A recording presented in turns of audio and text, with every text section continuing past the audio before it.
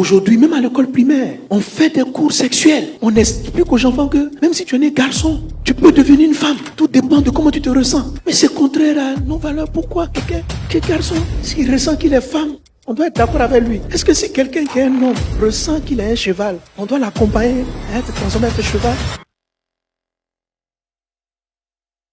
Dans le livre de Jérémie, chapitre 29, le Seigneur nous dit une chose importante. Il dit, recherchez le bien de la ville où je vous ai mené en captivité et priez l'Éternel en sa faveur parce que votre bonheur dépend du sien. Alléluia. Alors cette parole concerne le fait que nous devons nous intéresser à notre environnement de vie. Et le ministère des familles d'honneur, les cellules qui sont dans les quartiers ont pour mission non seulement de prier, d'évangéliser le quartier, mais de devenir une source de bénédiction pour l'environnement dans lequel nous nous trouvons. Le texte dit, recherchez le bien de la ville et priez l'Éternel en sa faveur. Ça veut dire que c'est deux choses différentes. Il y a rechercher le bien et puis il y a prier. Très souvent, nous les chrétiens, nous nous arrêtons à prier pour les pays, à prier pour la ville, mais nous n'avons pas d'action concrète pour chercher le bien de la ville. Ton bonheur ne dépend pas simplement du fait que tu pries pour ton pays. Ton bonheur dépend aussi du fait que tu agisses en faisant du bien. Ce verset-là présente deux activités. La prière, il dit rechercher le bien de la ville où je vous ai mené en captivité et prier. C'est deux actions différentes. Et prier en sa faveur. Seigneur, garde le pays. Ça, c'est bien. Mais qu'est-ce que tu fais pour le bien? Qu'est-ce que tu fais? Et ce que tu fais n'est pas une simple action. Dieu demande de rechercher le bien. Et c'est tellement important qu'il dit que ton bonheur dépend du sien. Je crains que beaucoup de personnes, leur bonheur soit suspendu jusqu'à ce jour à cette action dont parle le Seigneur. Ton bonheur, pas le bonheur de la ville. Toi, tu recherches le bien de la ville, tu pries pour la ville, mais ton bonheur à toi, ton mariage à toi, l'épanouissement de tes enfants, la réussite de leur vie dépend de l'attitude que tu as vis-à-vis de la ville, vis-à-vis du quartier, vis-à-vis de l'environnement dans lequel tu es. Rechercher le bien de la ville, c'est veiller à ce que dans ton quartier, le quartier soit propre. Est-ce que tu recherches ce bien-là? Ou bien tu es indifférent et tu passes ton temps à critiquer le maire et les chefs du quartier? Il dit rechercher le bien de la ville où je vous ai amené en captivité. Autrement dit, vous n'êtes pas arrivé là-bas de manière volontaire. Vous êtes arrivé là-bas par contrainte. Vous savez, on habite souvent dans des quartiers qu'on n'a pas choisis. Je sais que si tu avais l'argent, il y a des quartiers où tu serais pas là où tu es en train d'habiter là.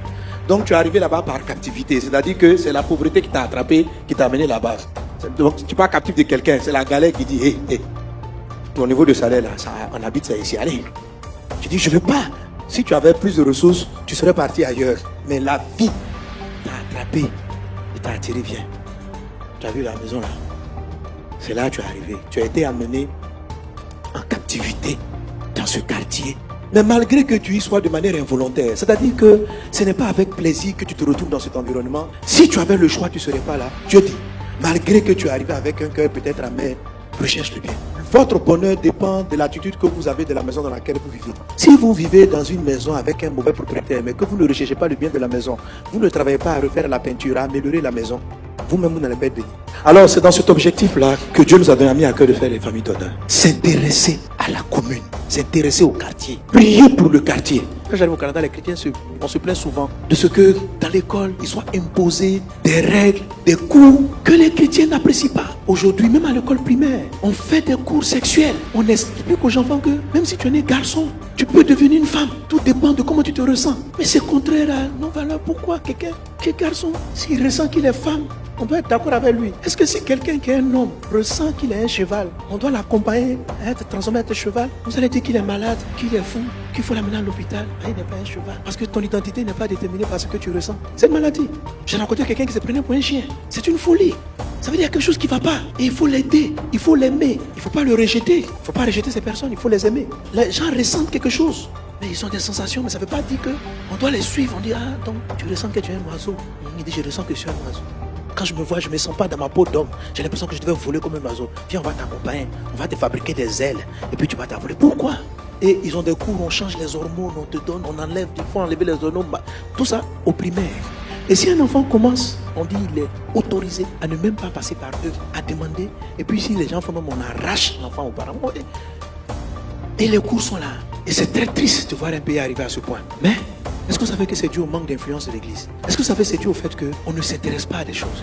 Alors la sœur en témoignage à un moment, elle dit, les cours qui sont donnés comme ça, on fait, ce n'est même pas le gouvernement qui oblige. C'est chaque école qui décide certains cours. Et c'est les réunions des parents d'élèves où on s'assoit et puis on pose, on dit est-ce qu'on peut donner tel cours. Et s'il n'y a pas d'opposition, que tout le monde est d'accord, on valide. Elle dit le truc c'est que quand elle arrive au cours là, il n'y a aucun chrétien. Quand on dit réunion des parents d'élèves, aucun chrétien. On dit réunion du quartier. Oh, je suis trop pris. Elle fait quoi là-bas? Le quartier est déjà beau, mais le quartier est ça. Les gens ne peuvent pas changer. On n'est pas influent. Et les gens sont dans ces réunions, ils prennent des décisions et tout le monde subit. Pourquoi c'est arrivé? Parce qu'en fait, on ne recherche pas le bien de l'école. C'est-à-dire, on les envoie seulement à l'école. Mais on n'a pas de politique nous-mêmes pour participer à la vie de la société. On n'est pas dans la société. Le passage dit, recherche le bien de la ville et puis prie. Il y a les deux choses à faire à la fois. Il y a les deux choses. Donc les gens décident, parce qu'ils se sont rendus compte que les chrétiens ne sont pas là-bas. Donc ils décident en sorcier. Et puis nous subissons. Et puis on a nos bouches pour nous plaindre. Ils sont vaincus au nom de Jésus. Nous les paralysons. Non, moi là je dis ça de manière, il ne faut pas dire amen ici là. C'est-à-dire qu'on fait des prières qui ne sont pas, Dieu même dit, ce que vous dites là, ça ne va pas marcher. Parce que qu'est-ce que vous avez fait? Mais pourquoi vous n'êtes pas au conseil qui décide la propriété de la ville? Pourquoi vous n'êtes pas là-bas? Pourquoi vous n'êtes pas dans le comité de gestion du quartier? Quels sont ceux qui font le nom des parents d'élèves? Soyez bénis, tous les parents qui font le nom des parents d'élèves. Vous êtes bénis. Alléluia. La ville, c'est même l'environnement. Si Dieu nous amène dans des endroits, sentons notre responsabilité vis-à-vis de l'environnement dans lequel on se trouve, vis-à-vis de l'environnement dans lequel on travaille et recherchons le bien de la ville. C'est ça le projet des familles d'honneur. Être ensemble, former des noyaux dans les quartiers où on habite, prier ensemble et travailler. On peut se lever le matin, on est en groupe, on dit frère, prions Dieu. Dans notre église, on nous a appris à avoir la foi. Quand on a une vision, on prie Dieu pour voir. Dans notre quartier, il y a de l'eau sale qui coule partout. Nous, les chrétiens qui sont là, on va décider de faire nettoyer ça. Il n'y a pas de sécurité, on va refaire la peinture du portail. On va refaire ceci. Ça, c'est rechercher le bien. Et puis après, on prie aussi pour la commune. Est-ce qu'on est ensemble? Il y en a ici, il dit, parce que mon bonheur, c'est d'avoir l'argent. Dieu dit, est-ce que tu recherches le bien de ton quartier? L'argent que tu cherches là, ça dépend de l'attitude que tu as dans le quartier. Parce que tu ne nettoies pas ton quartier que depuis là, tu es dans la galère. Ah bon? Mon bonheur, ma richesse dépend du quartier? Oui. C'est pas parce que c'est un qui le dit, Jérémie 29, verset 7. Donc nous allons nous lever, nous allons prier pour que Dieu fasse de nous des agents de paix dans notre environnement, pas seulement pour notre maison, mais pour la zone dans laquelle nous vivons, l'environnement dans lequel nous nous trouvons, pour manifester l'amour de Dieu, la prière et des actions pratiques. Élevons nos voix et prions pour dire Seigneur, sers-toi de nous et bénissons Dieu pour les familles d'honneur qui sont en place.